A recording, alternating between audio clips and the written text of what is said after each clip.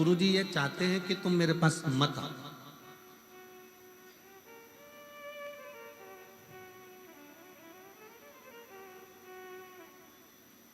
पक्षी का पंख और मनुष्य के लिए संत बहुत जरूरी है।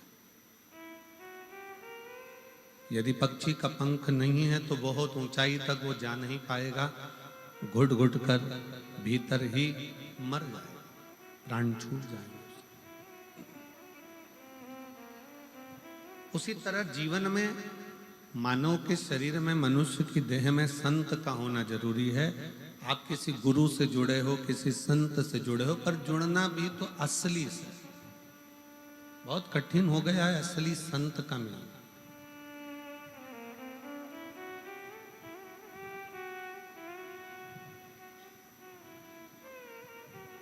अभी हम सतुआ बाबा जी की कुटिया में, सतुआ बाबा जी के शिविर में कथा कर रहे थे गोविंद जी। तो वहाँ एक छत्तीसगढ़ के गोयल परिवार मिलने के लिए आए, और गोयल परिवार मिलने के लिए आए और वो आते से बोले, गुरुजी हमारे हाथ में एक बड़ी सी सोने की अंगूठी थी, उसमें रतन जड़े हुए थे, और एक कोई साधु का वेश रख कर आया और उसने हमारी हाथ में से अंगूठी निकाली और मुंह में रख के और चला गया। हमने उससे कहा तुम हमारी अंगूठी दो, नहीं दी। क्या ऐसे भी लोग होते हैं? हमने गोयल जी से कहा, गोयल जी असली संत की दृष्टि तुम्हारे गोल्ड पर नहीं होती, असली संत की दृष्टि तुम्हारे धन पर नहीं होती, असली संत की दृष्टि तुम्हारी प्रॉपर्टी पर नहीं होती, असली संत की दृष्टि तुम्हारे दिल में बैठे हुए राम कृष्ण और शिव पर होती है कि तुम्हारा भजन कितना।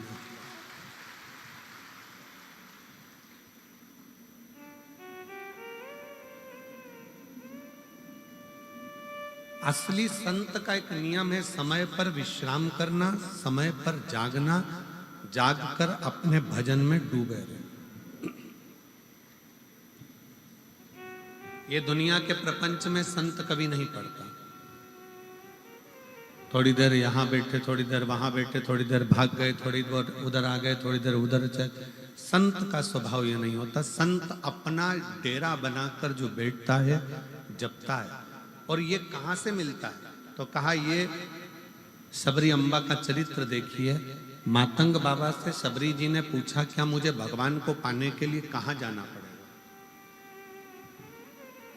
अगर मुझे भगवान को पाना है तो मैं कहां जाऊं? भगवान को पाने के लिए मुझे कहां जाना पड़ेगा? तो मातंग बाबा ने कहा, तुम्हें कहीं नहीं जाना है। एक जगह पर बैठकर जब तुम अपनी तप साधना में डूबे रहोगी, एक जगह पर बैठकर जो तुम भगवान की भक्ति करती रहोगी, एक जगह पर बैठकर तुम भगवान के नाम का जाप करती रहोगी, तो तुम्हें कहीं नहीं जाना पड़ेगा। वो भगवान राम स्वयं तुम्हें ढूंढते हुए तुम्हारे दरवाजे पर आए।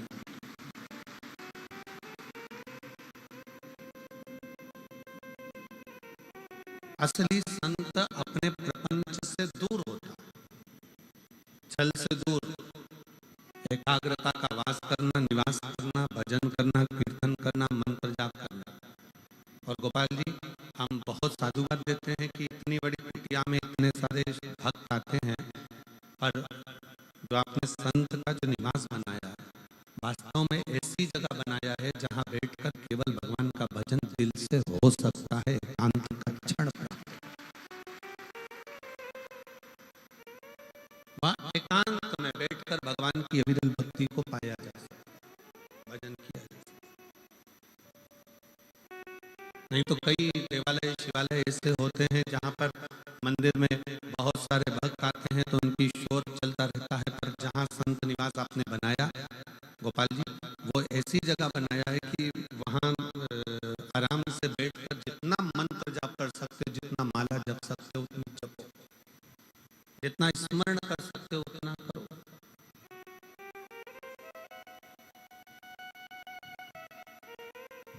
और उससे ये प्राप्त होता है कि भूमि कैसी है।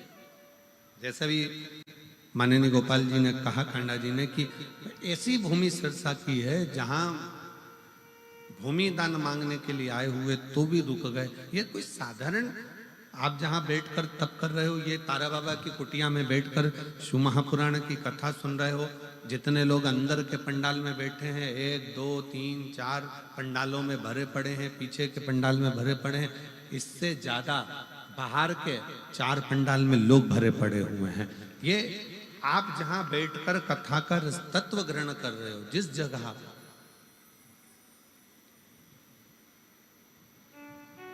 दिल से सुनो, दिल से देता है, हृदय से आपने उससे कुछ कहा, वह हृदय से स्वीकार करता। इसको केवल शिव महापुराण की कथा मत मानो। जैसे यहाँ पर कथा होती रहती है, भागवत हुई, रामायण हुई, अन्य कथाएं यहाँ चलती रहती है, वो कथा हो सकती है, पर शिव महापुराण की कथा कभी कथा नहीं। शिव महापुराण भले वो पोथी के रूप में दिखती हो, शिव महापुराण भले वो कथा के रूप में रहती हो, पर शिव महापुराण कथा नहीं है। शिव महापुराण अपने भीतर शंकर को उतारने का एक ऐसा रसायन है जो हमारे कानों के माध्यम से हमारे अंदर उतर जाता है और हमारे अंदर विश्वास जागृत होकर एक दिन भोले बाबा हमारा कार्य पूर्ण कर ही देते हैं। ये वो तत्व है।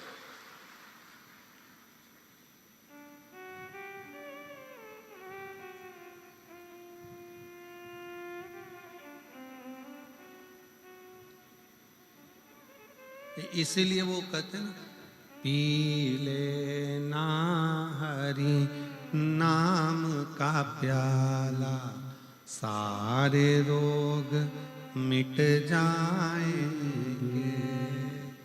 पी लेना हरि नाम का प्याला, सारे रोग मिट जाएंगे। हरि ओम हरि ओम हरि ओम हरि ओम हरि ओम हरि ओम हरि ओम हरि ओम। इन कानों को रोग लगा है रोज चुगलिया सुनने का। इन कानों को रोग लगा रोज चुगलिया सुनने। इन कानों से शिव नाम सुन लो, सारे रोग मिट जाएंगे। हरि ओम हरि ओम हरि ओम हरि ओम हरि ओम हरि ओम हरि ओम। ये श्रवण जो दिया है भगवान ने, जो ये कान दिए हैं, इसमें एक रसायन शिव नाम का डाल। यहाँ पर कई मेरी जीजियाँ ऐसी बैठी हैं, कई मेरे जीजा बैठे हैं, कई मेरी बेटियाँ बेटा मेरी माताएं ऐसी बैठी हैं। उनको अगर एक दिन वो शिव महापुराण की कथा नहीं सुनती है ना, तो उनका भोजन नहीं पचता। उनको बेचैनी आने लगती है कि हमने कथा नहीं सुनी। प्रतिदिन सुनती, भले 5 मिनट सुनेगी, 10 मिनट सुनेगी, टीवी चालू कर कर छोड़ देगी, अपने काम में लगी रहेगी, बर्तन घिसती रहेगी, कपड़ा धोती रहेगी, रोटी बनाती रहेगी और कथा चलती। काम करते रहो, नाम जपते रहो, श्री शिवाय नमस्तुभ्यम बोलते रहो, तो वो लगी है अपनी भक्ति।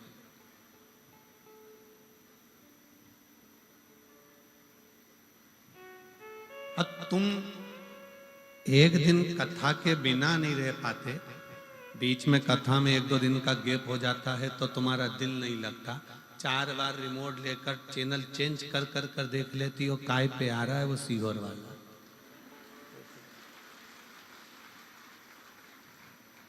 और फिर वो जीजी चिल्लाई थी ना, आवाज बढ़ा दे रे, बस वैसा ही। अरे बस सीहोर वाले के लगा दे रे, अब बड़ा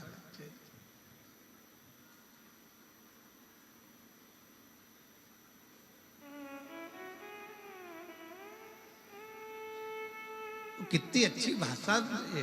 हरियाणा की, पिछली बार हम गोविंद जी के साथ गाड़ी में बैठ के गोविंद जी बोले कि गुरुजी बहुत सारे पंडाल भरे पड़े, तो चलो हम चले। अब हम चले तो रास्ते में हमारी जीजियों ने और जीजाओं ने घेर लिया।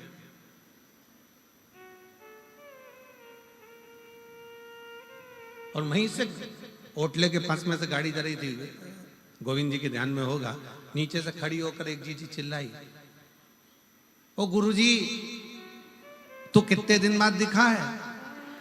हमने तो वाह,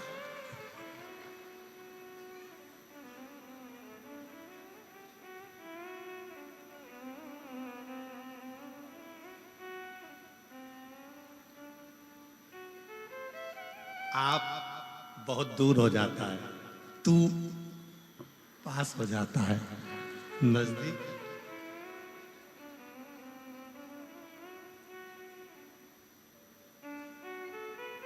बिल्कुल नजदीक, हृदय की भाषा है। मैं बहुत बहुत मेरी जीजी जीजाओं को प्रणाम करता हूं, नमन करता हूं। साधुता है, प्रणाम, नमन है आपका। शिव तत्व इसी को, आप शंकर को बहुत दूर ना पाए, आप शिव जी को बहुत दूर ना पाए।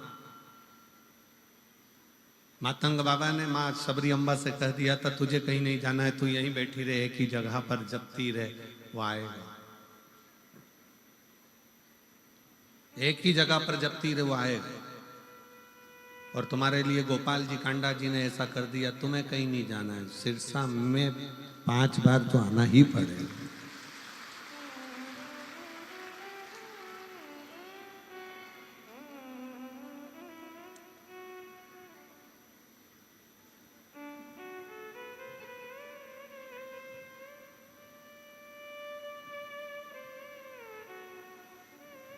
कैसे भी आप,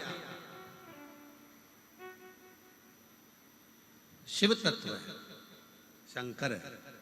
और जब एक स्थान पर बैठकर आप पुकारो तो उसको, मेरे शंकर भगवान ने कभी तुम्हारा चेहरा नहीं देखा, मेरे शंकर भगवान ने तुम्हारे हाथ पांव नहीं देखे, मेरे शंकर भगवान ने तुम्हारा पूरा श्री विग्रह शरीर नहीं देखा, मेरे शंकर भगवान ने तो केवल तुम्हारा दिल देखा।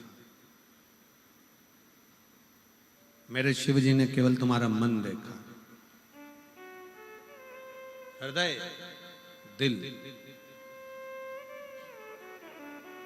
क्योंकि हो सकता है हाथ से भजन हो ना हो, पांव से चलकर तुम कहीं जा सको ना जा सको, इस मुख से तुम भजन गा सको ना गा सको, तुम्हारे श्रवण से तुम कथा सुन सको ना सुन सको, पर दिल एक ऐसा है, मन ऐसा है, उस मन से जिस दिन तुमने शिव को भज लिया, शिव तुम्हारा हो गया और तुम शंकर भगवान के हो गए। फिर बीच में कोई गैप नहीं, कुछ भी।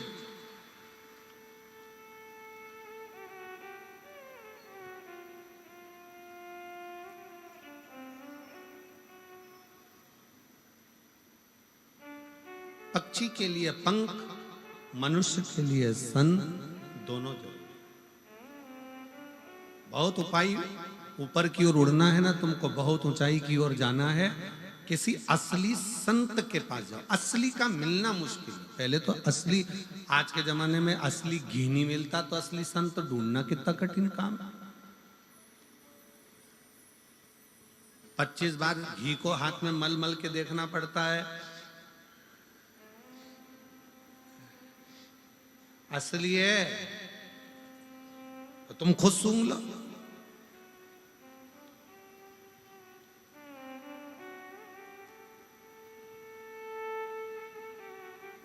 असली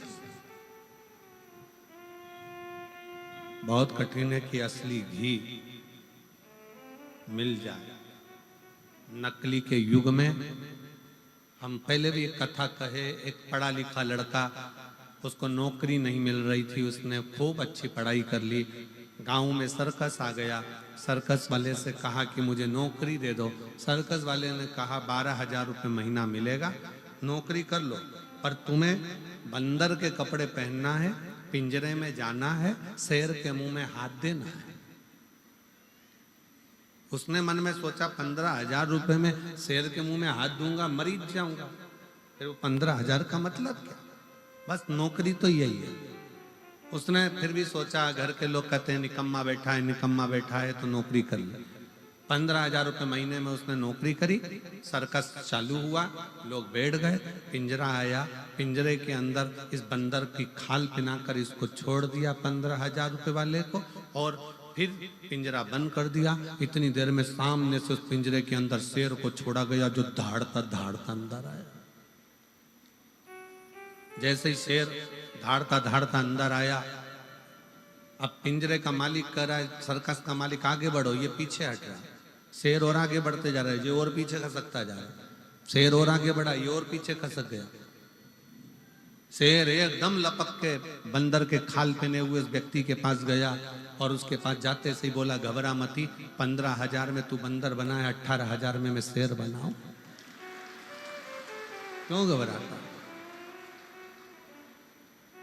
यहाँ बंदर भी नकली है और शेर भी नकली है। इस नकली के युग में असली को पाना कठिन है जी। असली घी नहीं मिलता तो असली संत कहां से मिलेगा, बहुत ढूंढना पड़ेगा। और जब असली संत हमारे पास में रहता है तो हम उसको पहचान नहीं पाते। अरे इतना गाली देगा, इतना अपशब्द कहता है, ऐसा बोलता है, वैसा बोलता है, कैसा रहता है, इसके पास तो कुछ भी नहीं है, झोपड़े में रहता है। आज के जमाने में लोग असली संत उसी को समझते हैं जिसके पास में VIP सोफा लगा हो, बहुत सुंदर ठाठ हो, कालीन बिछा हो, खूब राशि ठाठ हो, खूब लैपटॉप पर काम चल रहा हो, 4-6-8 कर्मचारी पीछे से पंखा झेल रहे हो, थोड़े बहुत चमड़ हिला रहे हो, थोड़े बहुत डंडा फंडा पकड़ कर चल रहे हो, 1-2 छतर पत्थर पकड़ के चल रहे हो। आज के जमाने में लोग समझते हैं असली बस यही है, पर देखा जाए तो असली तो किसी कंदरा में बैठकर राम नाम, कृष्ण नाम, शिव नाम जप रहा होता है, जिसके जीवन में छल प्रपंचता नहीं होता। एकांत। ये तारा बाबा जी की जो कुटिया है ना, हमें तो यहाँ पर जो मकान बने दिख रहे हैं, हमारा विचार कहता है, हमारा मन कहता है कि यहाँ पहले मकान नहीं था। हमारा मन जो कहता है कि पहले यहाँ हो सकता है कि गांव का बाहर का स्थान होगा, जंगल होगा, खेत खलियान हो गए, खाली स्थान होगा। क्यों गोपाल जी, गोविंद जी, ठीक है, एकांत स्थान, क्योंकि वो दिखावे से दूर है। उसकी अपनी छोटी सी झोपड़ी, एक मकान छोटा सा, जिसमें बैठकर आराम से जो आगे या कुछ खाकर चले जाओ, पानी पी लो, राम नाम, कृष्ण नाम, शिव नाम जपते रहो और अपना भजन करो।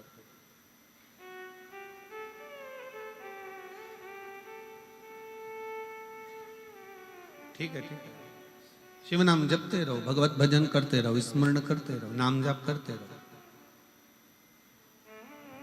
आप एकांत में बैठो, भजन करो, कीर्तन करो, मंत्र जाप करो, नाम जाप करो, स्मरण करो, उसमें आनंद है।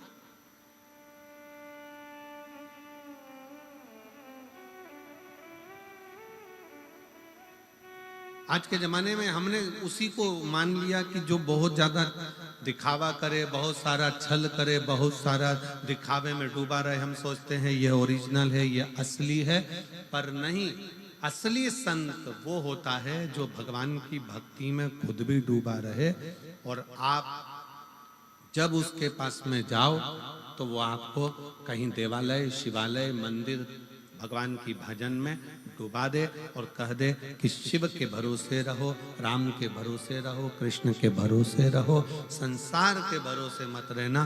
संसार के भरोसे रहोगे तो एक दिन धोखा खा जाओगे, पर भोलेनाथ के भरोसे रहोगे तो धोखा नहीं खा। उसके आश्रित हो।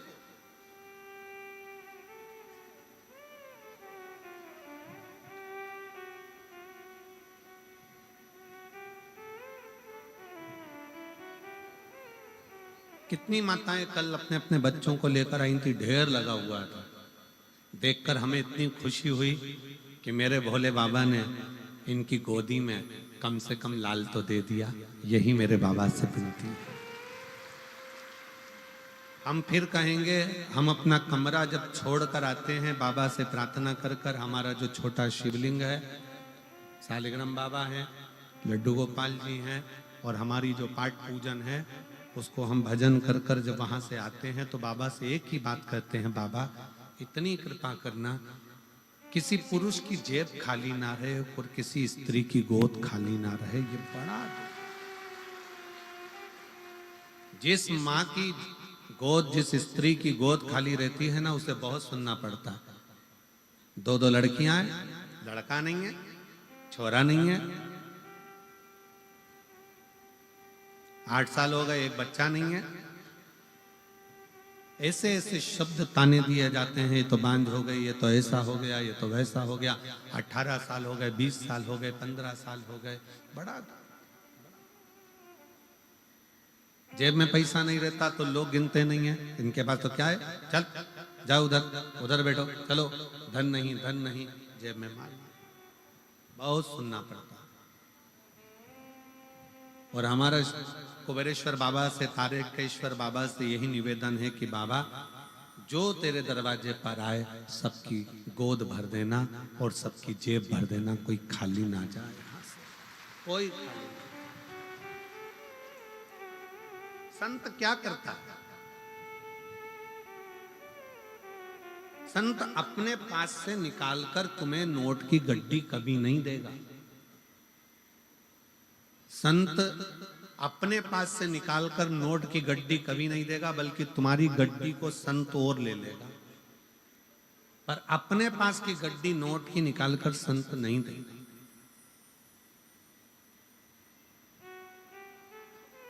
तुम्हारी गड्डी को ले लेगा। क्यों लेगा? कि तुम दोगे तो वो कहीं भूखे को भोजन कराने में, प्यासे को पानी पिलाने में, कोई आया उसके पास में तो उसको कुछ मुख मीठा कराने में, तुम्हारे धन का सदुपयोग कराकर तेरे घर में भी मिठाइयां बढ़ती रहे, इस भाव से वो तुम्हारे धन का प्रयोग कर लेता। असली संत तुमको नोट की गड्डी भी नहीं देगा, असली संत तुमको आशीर्वाद भी नहीं देगा। कभी भी असली संत ये नहीं बोलेगा कि मैं तुझे आशीर्वाद देता हूं, तेरे साथ ये हो जाए, मैं तुझे वचन देता हूं तेरे साथ, ना। असली संत तो केवल अपने भजन में लगा रहता है और देखता रहता है, ये बहुत चतुर है, सेवा कर रहा है, काम कर रहा है, ये इधर झाड़ू लगा रहा है, पोछा लगा रहा है, ये बिस्कुट बांट रहा है, ये टॉफी बांट रहा है, ये पानी पिला रहा है। असली संत केवल देखता रहता है। और उसके भजन की जब दृष्टि एक साधारण से व्यक्ति पर पड़ती है तो उसको देने की जरूरत नहीं पड़ती, उसका कल्याण असली संत स्वयं कर देता।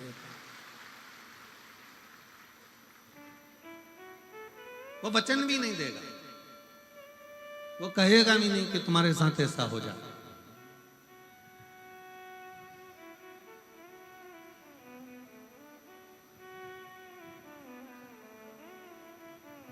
अरे देख लिया संसार हमने, देख लिया सब मतलब के यार हमने, देख लिया झूठे नाते, झूठे रिश्ते, झूठे नाते, झूठे रिश्ते, और झूठा है संसार हमने देख लिया, सब मतलब के यार हमने देख लिया, देख लिया संसार हमने देख लिया। असली संत ना आपको वचन देता है, आशीर्वाद देता है, ना कुछ कहता है।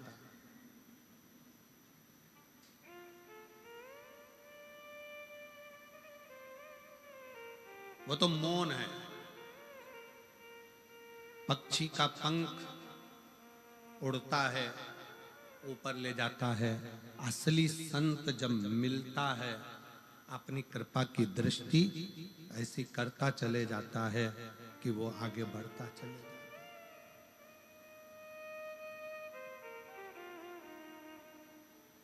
कृपा की दृष्टि, उसको तुम्हारे वैभव से मतलब नहीं है, उसको तुम्हारे धन से मतलब नहीं, उसको तुम्हारी दौलत से मतलब नहीं है, उसको तुम्हारी संपदा से मतलब नहीं।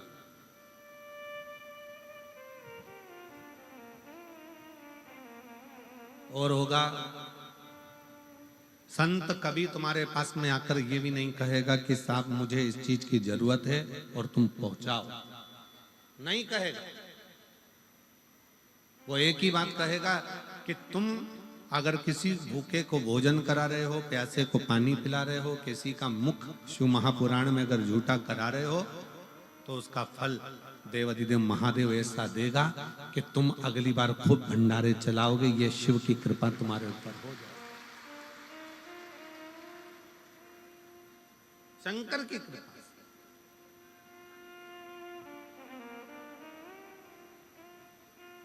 एक माँ बैठी है जिसके बच्चे को ब्लड कैंसर हो गया, और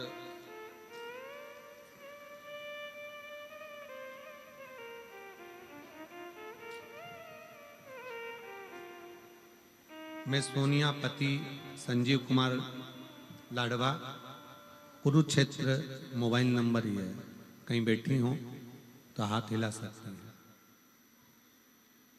मैं सोनिया पति संजीव कुमार लाडवा, कुरुक्षेत्र, मेरा मोबाइल नंबर ये है। आप ही हैं? बच्चा आया है साथ में, हाथ हिलाओ बेटा। एलईडी पर दिख रहा है? हाँ, वापिस हाथ हिलाओ बेटा। हाँ ठीक है, आ जाइए, आ जाओ। मेरे बेटे की तबीयत 2014 में खराब हुई। डॉक्टरों के पास टेस्ट कराने पर पता चला 2014 में कि उसको ब्लड कैंसर हो गया। और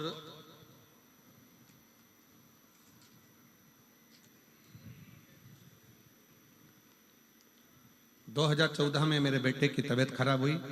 डॉक्टरों के पास गए तो टेस्ट कराने पर पता चला कि उसको ब्लड कैंसर हो गया।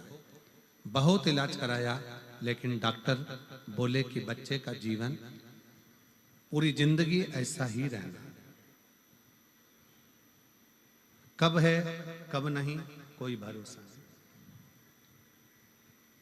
2014 से लेकर 2020 तक संकट सा निकलता रहा। 21 में कथा सुनना प्रारंभ करी तो मन में लगा कि अब मेरा बेटा बच सकता है। 21 में कथा सुनकर मालूम पड़ा तो ऐसा लगता है कि अब मेरा बेटा बच सकता है। 2022 से हमने बेटे को बेलपत्र देना, शिवजी पे चढ़ा हुआ जल और बेलपत्र खिलाना प्रारंभ करा। हम लोग रुद्राक्ष महोत्सव में पहुंच गए। दुनिया के लोगों को लगता होगा कि रुद्राक्ष महोत्सव केवल एक उत्सव है। हम फिर निवेदन करेंगे 25 फरवरी से 3 मार्च तक जो सीहोर के आसपास के हैं या आने वाले भक्त हैं, एक बार रुद्राक्ष महोत्सव के उस पावन प्रांगण में बैठकर 1 दिन 2 दिन 5 दिन 7 दिन और कंकर शंकर पूजन जरूर करो। ये जीवन की सार्थक। हम रुद्राक्ष महोत्सव में पहुंच गए, बाबा से विनय करा, निवेदन कर कर वहां से हम कंकर लेकर आ गए। शिवजी को जल चढ़ाना बेटे ने प्रारंभ करा, रुद्राक्ष का जल देना प्रारंभ करा। जो डॉक्टर कहते थे ये इसका कोई भरोसा नहीं, आज उसकी दवाइयां चलते चलते डॉक्टर दवाइयों के बल पर उसको रखते थे। अब हमने विचार करा कि करें क्या। तब हमने रेवाड़ी में पहुंच गए अपने बच्चों को लेकर और रेवाड़ी की कथा को बच्चे को पूरी श्रवण कराई। वहां की रज, वहां की मिट्टी बेटे के शरीर पर लगाई। लगाकर हम 1.5 महीने के बाद डॉक्टर से जांच कराने के लिए गए तो डॉक्टर ने कहा अब इसको दवाइयों की जरूरत नहीं है, इस बच्चे का पूरा कैंसर समाप्त हो चुका है। इस बच्चे का पूरा कैंसर समाप्त हो चुका है, इसको दवाइयों की जरूरत नहीं है, बस समय समय पर इसका टेस्ट कराते रहना। और हम बाबा को आज यहाँ धन्यवाद देने के लिए आए हैं। एक पत्र और देखिए, इस लड़की का पूरा शरीर देखिएगा आप एक बार एलईडी पर और आस्था चैनल पर। इस बेटी का पहला शरीर पूरा देखिएगा इसका। और इस लड़की का पूरा शरीर और जो वो कोमा में पड़ी हुई है वो शरीर का फोटो देखिएगा। पत्र का स्मरण करेंगे। मेरा नाम चौहान जनक है। मेरा मोबाइल नंबर ये है। कहीं बैठी हैं जनक जी? जनक चौहान, चौहान जनक कहीं बैठी हो तो हाथ हिलाइएगा। कहीं बैठी हो एलईडी पर दिखाओ। बच्ची आई है साथ में क्या? बच्ची आई है तो उसका भी फोटो दिखाओ। अच्छा उसके पीछे है, ठीक है, इसको लेकर आओ, ले आइए। मेरा नाम चौहान जनक है। मेरा मोबाइल नंबर ये है। मेरा गांव करमन, जिला सुरेंद्र नगर, गुजरात की रहने वाली हूँ। मैं सुरेंद्र नगर गुजरात से यहाँ पर आई हूँ। मेरे पति आर्मी में नौकरी करते हैं। हम लोग भटिंडा पंजाब में हैं। हम सरकारी क्वार्टर में रहते हैं क्योंकि मेरे पति आर्मी में हैं। और मेरी बेटी की उम्र 9 साल है, काव्या की, जिसको एक सीजर बीमारी हो गई, जिस बीमारी के चलते हुए उसका पूरा शरीर बेकार होता चले गया। डॉक्टर जितनी दवाई देते थे उससे उसका शरीर और बेकार होता चले जाता था। कोमा में पहुंच गई। डॉक्टरों ने इसकी जवाबदारी खत्म कर दी। हम लोग घबरा गए। उसी हॉस्पिटल की एक नर्स ने कहा कि तुम चिंता मत करो, सीहोर वाला महाराज कथा कहता है शिव पुराण की, 1 लोटा जल चढ़ाने का कहता है, जल्दी से जाकर 1 लोटा जल चढ़ा, उसका पानी लाकर इसको जरूर दो। हम बेटी को पानी देने लगे। कोमा में पड़ी हुई बेटी पानी कैसे पीती, शरीर पर लगा देते। गुरुजी तब बेटी के शरीर में थोड़ी सी हलचल हुई, वो कोमा से बाहर हुई, उसका शरीर काम करना प्रारंभ करा। अब हम करें तो करें क्या? डॉक्टर ने कहा कि इसके शरीर पर ऐसा ही निशान ऑन रहेंगे, ये शरीर इसका पूरा जल चुका है और शरीर की स्थिति यही है, इसको आप घर ले जाओ। हम बेटी को घर लेकर आ गए। बेटी का शरीर देखकर बड़ा दुख होता था। तब आपकी कथा भटिंडा में होने वाली थी। हमने सोच लिया कि भोले बाबा कृपा करने के लिए सीहोर से यहाँ आ गए, हमारी लड़की को हम कैसे लेकर जाते। भटिंडा की कथा में उसको कथा सुनने के लिए बिठाया। वहां की मिट्टी उसके हृदय से उसके शरीर पर लगाना प्रारंभ करी और 11 दिन के बाद मेरी बेटी का पूरा शरीर वैसा की वैसा ही हो गया जो पहले था, जिसका मैं फोटो लगा रही हूँ। बेटी का दूसरा फोटो जिसको लगाया गया है। शिव शिव है।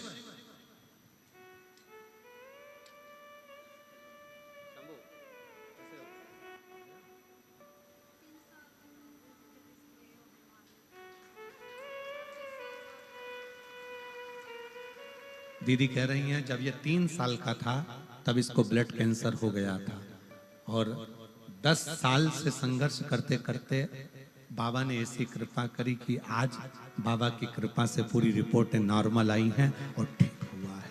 ये शिव तत्व उसके आश्रित होकर चल।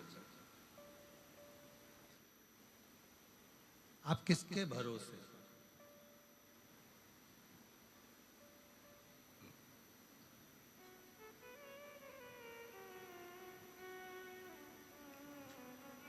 हम तो बाबा के भरोसे चलते हैं। हम तो बाबा के भरोसे चलते हैं। ये दुनिया वाले जलते हैं। ये दुनिया वाले जलते हैं। बाबा के भरोसे चलते हैं। शिव के भरोसे हो जाओ, उसके आश्रित हो जाओ। ना जाने कौन सा पुण्य सिरसा वालों ने करा होगा जो उनके ये तारा बाबा की कुटिया में दूसरी बार कथा सुनने का मौका मिल गया। ना जाने कौन सा। और सिरसा के आसपास के क्षेत्रवासियों से कहूंगा ये मौका छोड़ना मती। वो कुबेरेश्वर बाबा तारा बाबा की कुटिया में आकर कहीं ना कहीं शिव से शिव का मिलन हो रहा है। जैसे अभी हाल श्री गोपाल जी कांडा जी ने कहा कि हो सीहोर का और सिरसा का कोई ना कोई ऐसा संबंध रहा होगा जो आज यहाँ दर्शन हो रहे हैं। मैं गोपाल जी कांडा जी को बहुत साधुवाद देता हूँ। आपके विचार ना जाने कहाँ से इतने सुंदर आपके भीतर आते हैं कि वास्तवता ना जाने कौन सा ऐसा संबंध रहा।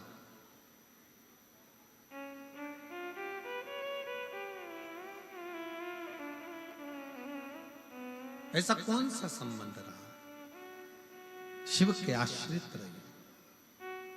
और जब हम भगवान देवाधिदेव महादेव के आश्रित होते हैं, जब हम भगवान शंकर के आश्रित होते हैं तो शिव कृपा जरूर करते।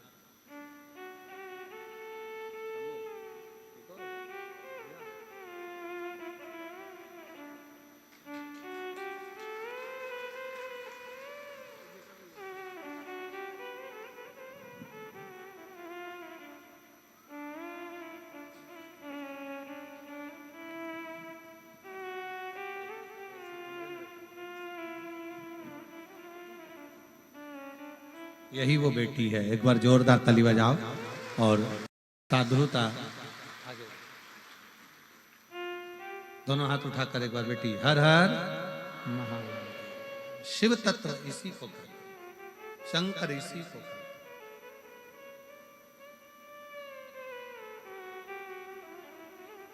जब सब दूर से हार जाओ तब एक बार शिव के दरवाजे जरूर जाओ।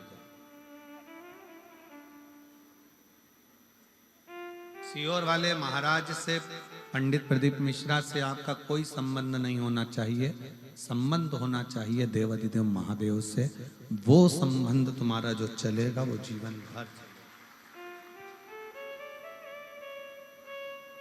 हम ना आपका भविष्य बता सकते हैं, ना हम आपका भविष्य बना सकते हैं।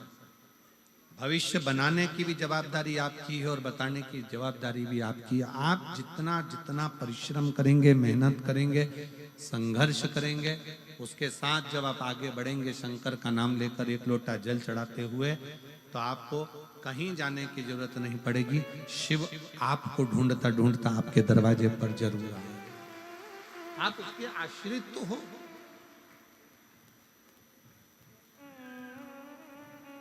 हम उसके आश्रित ही नहीं हो रहे।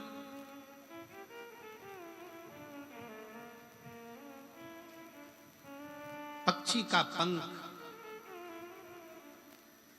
पक्षी का पंख और मनुष्य के जीवन में संत बहुत मायने रखते, बहुत।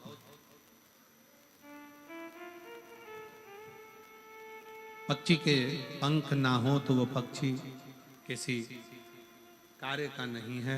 वो तकलीफ भोगता रहता, कष्ट भोगता रहता, भोगता।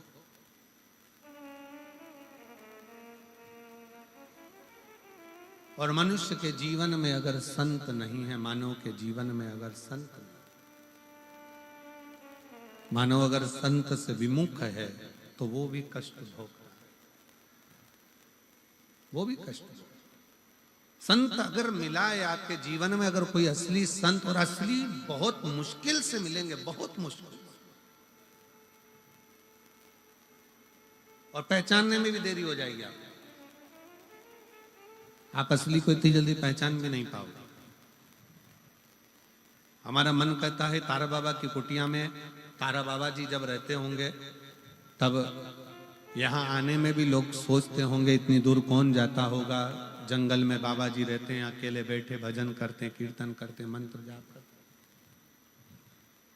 हैं, स्मरण करते हैं।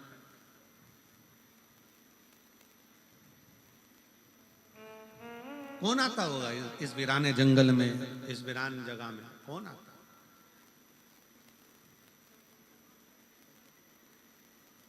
पर संत संत है, साधु साधु है, सन्यासी सन्यासी है, तपस्वी तपस्वी है, साधक साधक।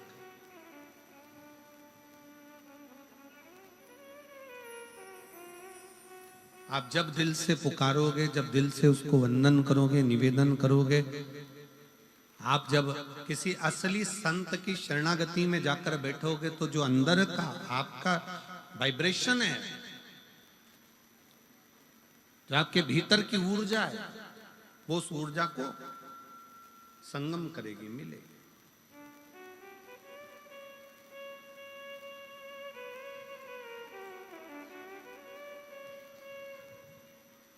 श्री शिवाय नमस्तुभ्यं। श्री शिवाय नमस्तुभ्यं। श्री शिवाय नमस्तुभ्यं। श्री शिवाय नमस्तुभ्यं। श्री शिवाय नमस्तुभ्यं। श्री शिवाय नमस्तुभ्यं। असली संत की शरणागति थोड़ी सी ग्रहण करिए, आडंबर से दूर हटकर। वो आपको बहुत ऊंचाई तक लेकर जाए, बहुत ऊंचाई।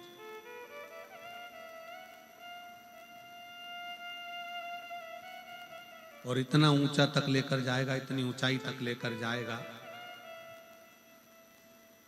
कि आप भी सोचते रहेंगे कि ये कृपा कहां से हो गई। हमने तो कभी किसी को कुछ दिया नहीं, पर ये करुणा, ये दया, ये कृपा कहां से हुई। संत केवल दृष्टि देता, संत धन दे ना दे, पर संत दृष्टि देता।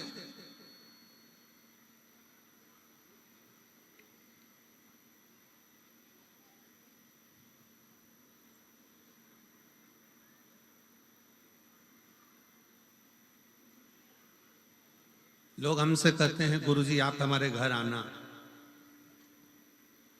कई लोग निमंत्रण देते हैं आप हमारे घर पधारो।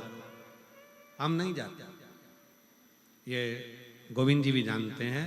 हम लोग नहीं जाते ही नहीं। हम के बहाना बना देते हैं, हम पहुंच नहीं पाते। हम कहीं ना कुछ कह देते हैं, आएंगे, कल आएंगे, परसों आएंगे, नरसों आएंगे, दरसों आएंगे। 7 दिन निकाले, बाबा धाम चले। हम नहीं जाते। खूब प्रयास करें, गुरु जी आना ही पड़ेगा, आना ही है, चलना पड़ेगा, चलना पड़ेगा। हम नहीं जाते। क्यों? हम उनसे कहते हैं हमको बुलाने की जगह एक बार तारकेश्वर महादेव से विनय करो, एक बार कुबेरेश्वर महादेव से विनय करो कि आप हमारे घर आना। वो आएगा तो फिर वो पहुंचे तुम्हारे दरवाजे पे। तारा बाबा की कुटिया में जब दर्शन करने के लिए जाओ, तारा बाबा की उस पवित्र समाधि स्थल पर जब पहुंचो और उसकी साक्षी में जब रहो, तारकेश्वर महादेव का जब दर्शन करो, कुबेरेश्वर महादेव का जब दर्शन करो, किसी देवालय में, शिवालय में जब शंकर भगवान का दर्शन करो, तो वहां के नंदी को आप दिल से कहो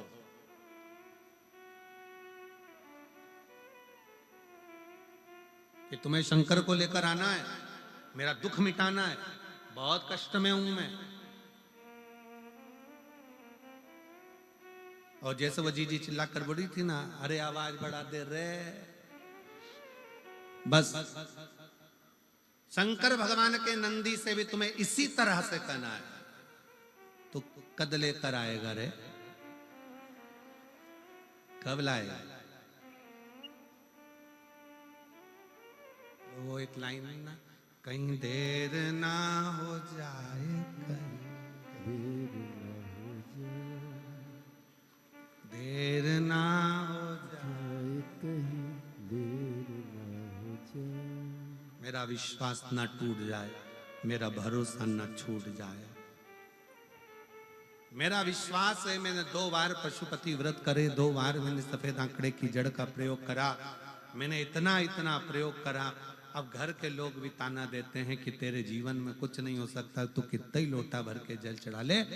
तब तुम ये बात अपने दिल की, कोई प्रार्थना भगवान से करो तो पड़ी पढ़ाई मत करो, अपने दिल की प्रार्थना भगवान से कहो, ए नंदी रे तू कब लेकर आएगा रे? अब तो लोग ताना देने लगे रे, बहुत दुखी हूं, कब लाएगा शंकर भगवान को लेकर? अब की शिवरात्रि तू मेरे घर आना, मैं बहुत आदर करूंगी तेरा, तू आ।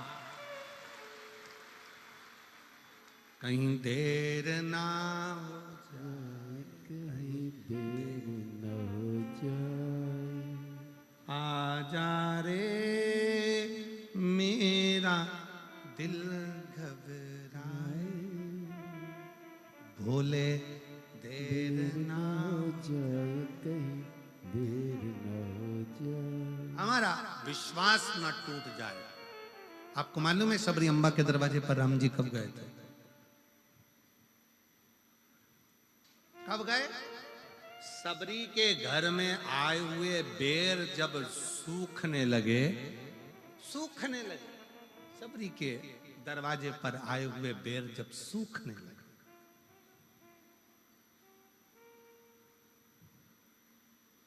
सबरी के दरवाजे,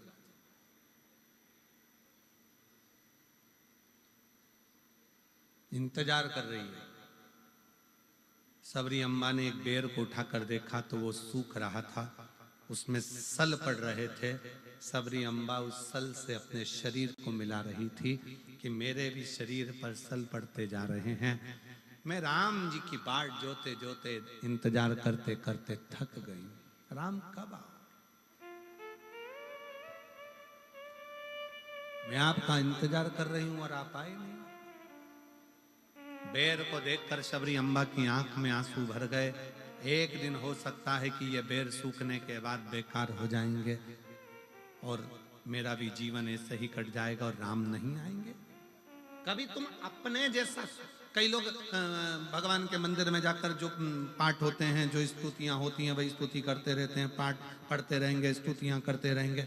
हम कभी नहीं बोलते कि तुम ये वाली स्तुति करो कि पाठ पढ़ो। तुम अपने मन की स्तुति करो,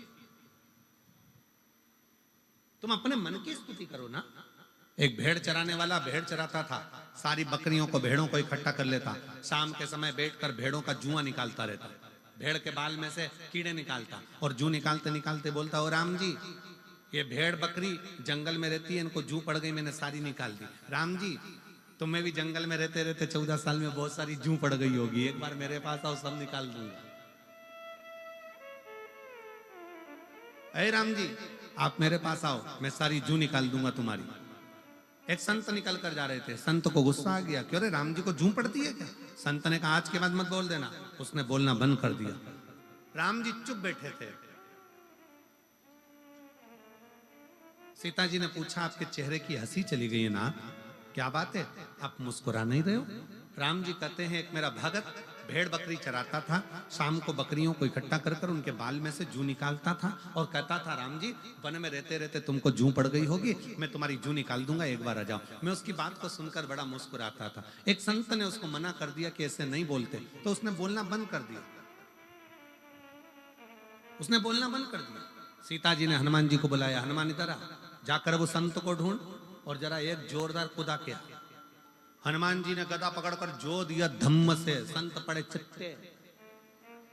संत ने पूछा कौन? हनुमान जी बोले तेरा बाप। प्रभु आपने मुझे मारा क्यों? हनुमान जी बोले पहले जा और वो बकरी चराने वाला भेड़ चराने वाले से कहे, जैसी वो स्तुति करता था वैसी स्तुति करे। अरे प्रभु, वो बोलता था राम जी के सिर में जू पड़ गई होगी, जैसे मैंने बकरी की जू निकाली, राम जी तुम्हारी निकाल दूंगा, तेरा क्या जा रहा है, जा बोल क्या। और जैसे ही वो गया, भैया तेरे हाथ जोड़ता हूं, पांव पड़ता हूं, तू जैसी स्तुति करता था वैसी स्तुति कर, और आज एक और बार में तेरे पांव पड़ रहा हूं। उसने पूछा क्यों? आज तक मैं भगवान का भजन करते करते इतना बड़ा संत हो गया, पर भगवान का दर्शन नहीं हुआ। तेरे जू निकालने के चक्कर में हनुमान जी की गदा का दर्शन तो हो गया, बस यही मेरे लिए बहुत। अपने दिल की स्तुति करिए, अपने मन की स्तुति करिए। आप भगवान को पड़ी पड़ाई स्तुति मत बोलो, आप अपने दिल से बोलो, कब आएगा बाबा, इंतजार कर रही हूं मैं बहुत, तेरा इंतजार कर करके थक गए। लोग अपशब्द कहते हैं, लोग ताना देते हैं, लोग गालियां देते हैं, लोग अड़ा टेढ़ा करते हैं। एक पत्र है,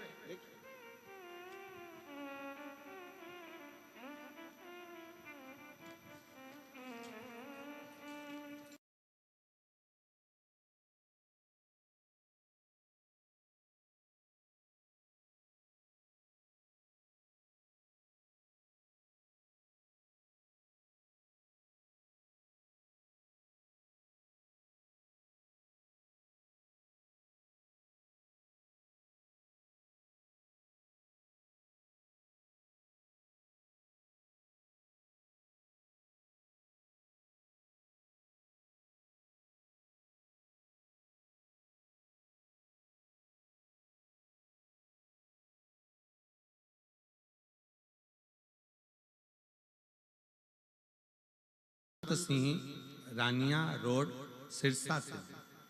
बच्चे आए हैं दोनों, दोनों बच्चे आए हैं। बच्चे हाथ हिलाओ, आ जाओ, दोनों आ जाओ, आप भी आ जाओ। कब आ? एक दिन सबरी अम्बा के मन में आ गया और सबरी अम्बा ने कहा कि अब ऐसा लगता है कि मेरे प्राण नहीं बचेंगे। मातंग बाबा वहां से निकलकर सबरी अम्बा के वहां से जो मातंग ऋषि थे उन्होंने कह दिया था तू इंतजार करना, इंतजार करना। एक दिन एक ऋषि निकल कर जा रहे थे, कोई गुरुवर, एक गुरुजी निकल कर जा रहे थे। उन्होंने कहा सबरी अम्बा क्या बात है? सबरी जी कहती हैं हम इंतजार कर कर कर थक गए, हमारे भगवान राम हमारे से मिलने के लिए नहीं आए, हम बहुत इंतजार करे, अब तो मेरे बेर भी सूख रहे हैं। क्यों चिंता करती है? इस बेर को वापस हरा कर ले, वापस भरा हुआ कर ले, कोई सुख न नहीं। कभी भी अपने मन में ये ग्लानि मत लाओ कि परमात्मा आएगा नहीं। अगर तुमने सोच लिया कि भगवान को पुकारा है और तुमने सोच लिया कि भगवान आएगा तो ये निश्चित है एक दिन तुम्हारा दुख मिटाने के लिए शिव जरूर आएगा। तुमने सोच लिया उस दिन शंकर भगवान तुम्हारा दुख मिटाने के लिए, शिव तुम्हारा तकलीफ मिटाने के लिए, शिव तुम्हारे कष्ट को मिटाने के लिए जरूर आएगा।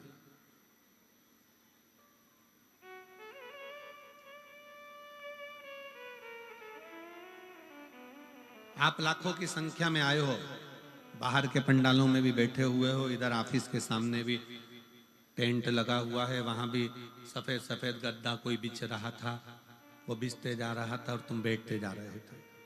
बैठे हो, जितने बाहर बैठे हो, जितने अंदर बैठे हो, जितने पंडालों में भरे पड़े हो, जितने तारा बाबा की कुटिया में, जहां तहां पेड़ों की छांव में, वृक्ष की छांव में, ऑफिसों की छांव में, जहां तुमको मौका मिल रहा है, तुम लोग जहां बैठे हो, भोजनशाला में, जहां तुम्हारे को मन पड़ रहा है, वहां जहां आप बैठे हो, निवेदन है अगर तुम विश्वास के साथ कथा सुन रहे हो तो हमारा भी विश्वास कहता है कि जो मार्च में भटिंडा में कथा है ना 6 मार्च से, विश्वास कहता है वहां तुम्हारा पत्र हम खुद पढ़ेंगे। ये शिव तत्व का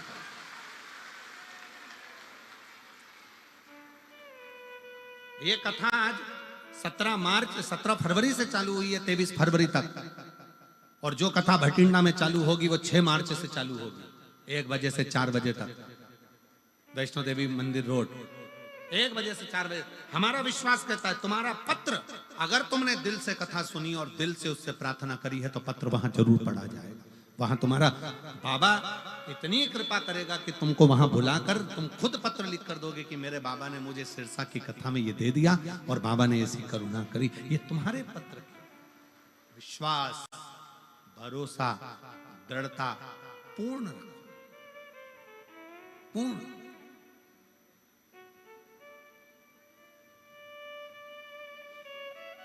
बाबा ने हमको चलना सिखाया, बाबा ने हमको चलना सिखाया, सब भक्तों से मिलना सिखाया।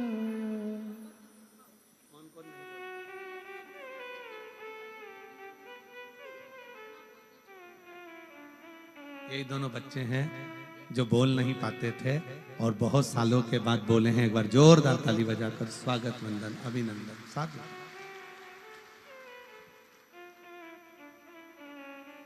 हम तो सीना तान के चलते हैं, एक समर्पण तुम्हारे जीवन का हो।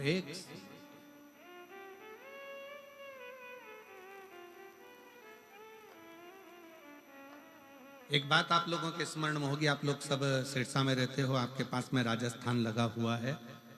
राजस्थान में रामसा पीर, रामदेव बाबा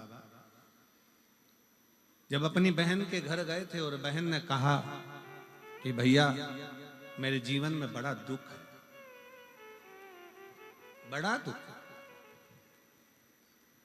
तब रामसा पीर ने कहा था बहन तो जिसको भजती है ना वो तेरा दुख मिटाने की सामर्थ्यता रखता है। तू जिसको भजती है वो तेरे दुख को मिटाने की सामर्थ्यता रखता है।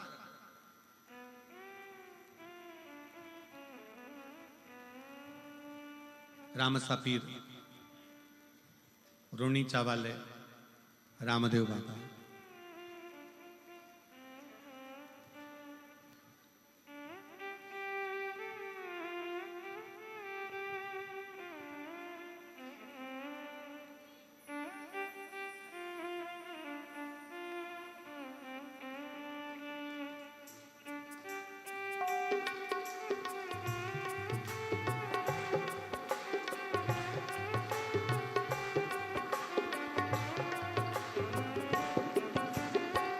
खम्मा खम्मा हो रामा रूणी चेरा धनिया, खम्मा खम्मा हो मारे रूणी जेरा धनिया, खम्मा खम्मा हो रामा रूणी चेरा धनिया, खम्मा खम्मा हो तारा रूणी जेरा धनिया, ताने तो द्यावे आखो मारवाड़ हो, आखो गुजरात हो, अजमाल जीरा धनिया, खम्मा खम्मा हो रामा रूणी जेरा धनिया, खम्मा खम्मा हो रामा रूणी जेरा धनिया। दोनों हाथों से ताली से बजाते हो।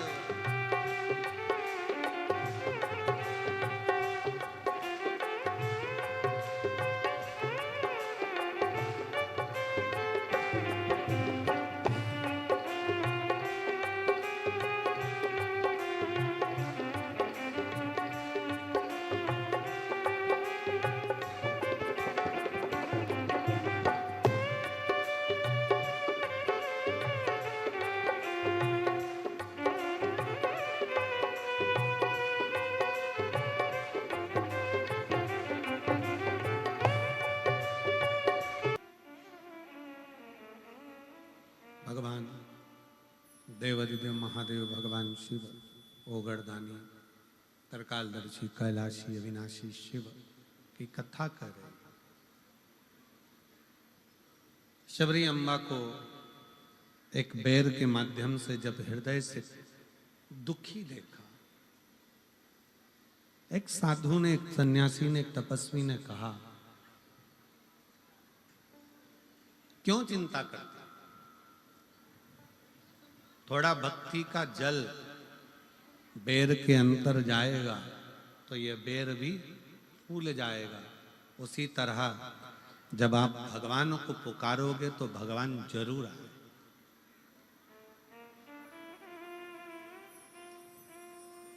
आपके इधर बनता है कि नहीं बनता हमको नहीं मालूम, पर हमारे उधर जब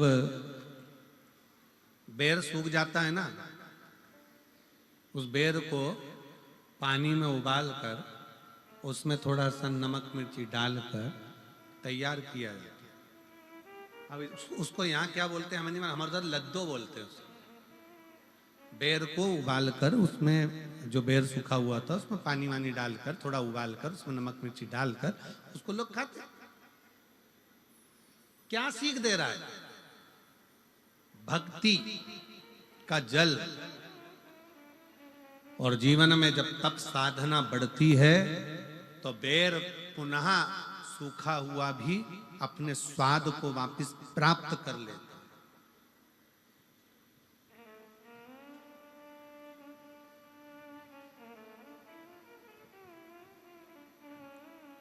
जब भक्ति का जल मिले और भगवान की तप साधना में आप डूबे हुए हो तो शिव तत्व जरूर प्राप्त हो। दुनिया का ऐसा कोई काम नहीं जो मेरे शंकर भगवान के पास उसका हल नहीं। फिर वही वाली बात आ गई, कल कथा में कहा था असंभव शब्द शिव की डायरी में है ही नहीं। भगवान शंकर की डायरी में एक ही शब्द है और वो केवल एक शब्द है। कौन सा शब्द है? जम के बोलो जरा, संभव। कौन सा शब्द है? संभव। असंभव शंकर भगवान की डायरी में है ही नहीं। बस तुम्हारा विश्वास डिगना नहीं चाहिए, तुम्हारा भरोसा डिगना नहीं चाहिए, और तुम्हारा विश्वास जितना जितना दृढ़ होगा शुभ मिलेगा।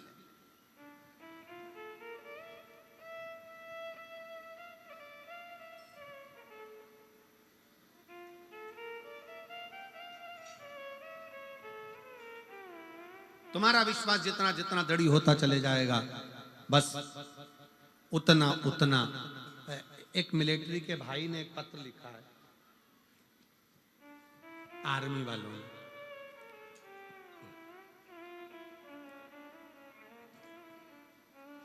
हम फौजी भाइयों की तरफ से आपको कोटि कोटि प्रणाम। गुरुजी, किसी व्यासपीठ से आज तक ऐसा शब्द हम नहीं सुने थे जो शब्द आपकी व्यासपीठ कहती है।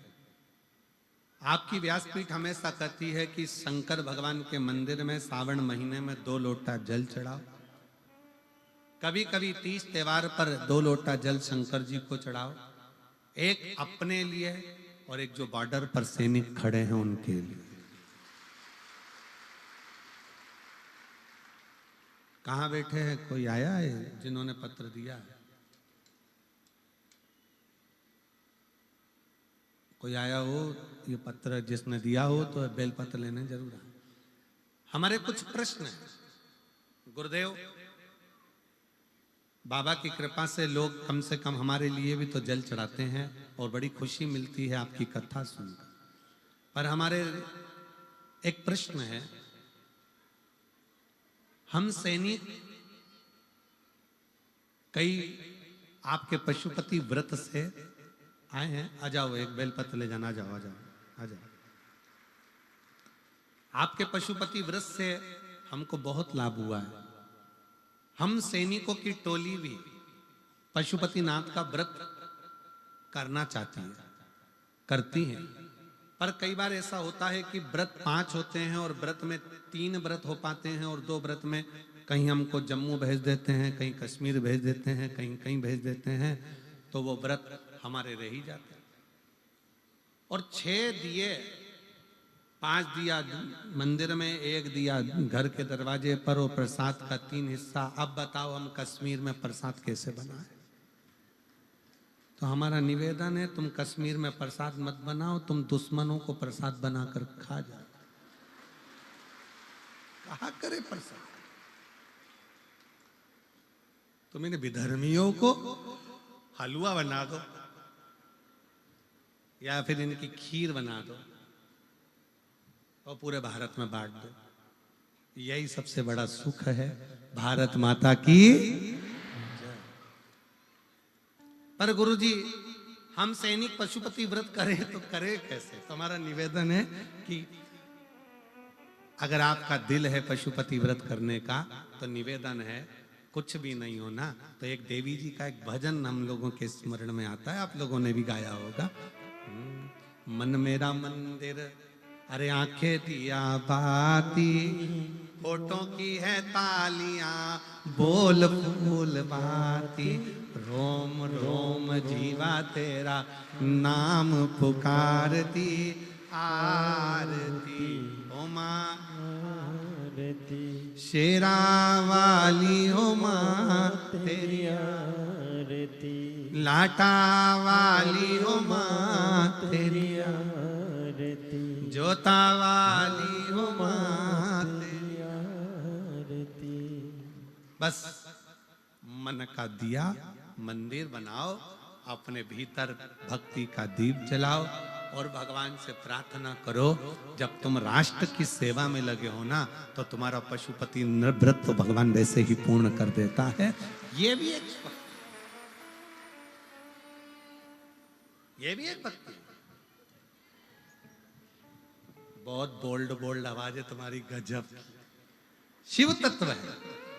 एक बार दोनों हाथ उठाकर हर हर, यही शिव भक्ति है। बोल बम का नारा है, इतना धीमा बोलोगे तो कल्याण तुम्हारा। बोलो जम के, बोल बम का नारा है। अब कितने बढ़िया बोले।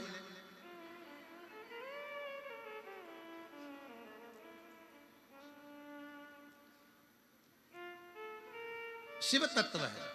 भगवान शंकर की विरल भक्ति कहती है, शिव महापुराण की कथा कहती है, शिव भक्ति कहती है।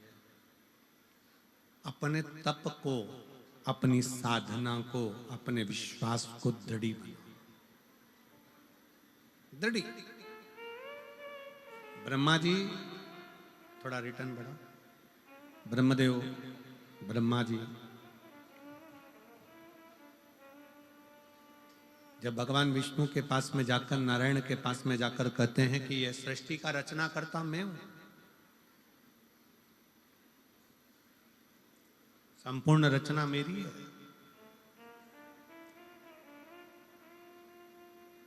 भगवान नारायण ने कह दिया तुम भले रचना करता हो, पर बिना शंकर की प्रेरणा के कोई रचना सफल होती ही नहीं। दुनिया की कोई भी रचना हो बिना शिव के रची ही नहीं जा सकती। जिस यज्ञ में शंकर भगवान का नाम नहीं, वो यज्ञ सफल नहीं होता।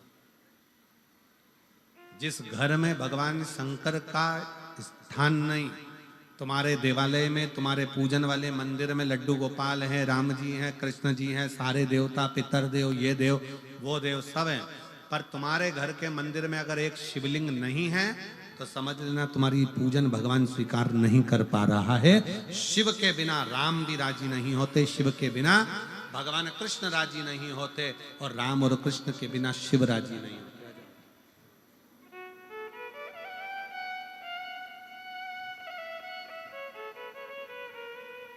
शरीर के अंदर से जो निकल रही है 21,600 श्वास प्रतिदिन मानव के शरीर से निकलती है। कितनी निकलती है? जम के बोलो जरा। 21,600 श्वास इस मनुष्य के शरीर से प्रतिदिन निकलती है, प्रतिदिन। और ये श्वास नहीं है, ये मेरा स्वयं शिव है जो श्वास के रूप में निकल रहा है।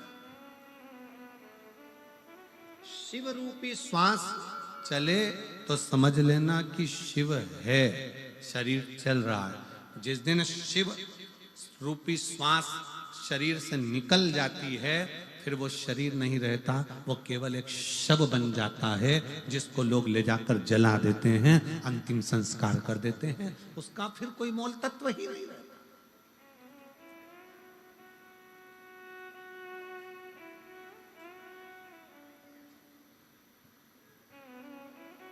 21,600 श्वास रोज निकल रही है, और रोज एक ही बात कहती है, शिव नाम जपो, भगवत नाम जपो। ये मत सोचो कि मैंने करा।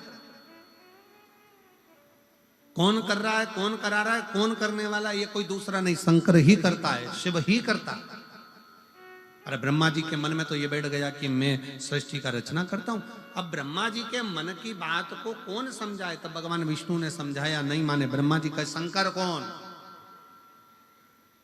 कौन है शिव? कौन शिव? कल एक बात हमने कही थी, आपके स्मरण में होगा, समस्त श्रोताओं के, जो आस्था चैनल पर सुन रहे हैं, जो फेसबुक यूट्यूब पर सुन रहे हैं, और जो इस कथा के पंडाल में बैठकर सुन रहे हैं, बाहर अंदर सब जगह, उनके स्मरण में होगा, कल आपसे कहा था, शिव डायरेक्ट नहीं देते। भगवान शंकर डायरेक्ट आकर नहीं देंगे। और अगर शंकर भगवान डायरेक्ट आ जाए ना, तो तुम नहीं पहचानोगे, तुम कहे ना जाने कहां रास लीला वाला आ गया, रामलीला वाला आ गया, देव इनको 10 रुपया दो, चलो चलो। शंकर भगवान इसलिए अपने असली स्वरूप में नहीं आते, शिव भगवान अपने असली स्वरूप में नहीं पहुंचते। शंकर भगवान कोई ऐसी क्रम उत्पन्न कर देते हैं जिससे जीव का कल्याण हो जाए। एक पत्र है, देखिए,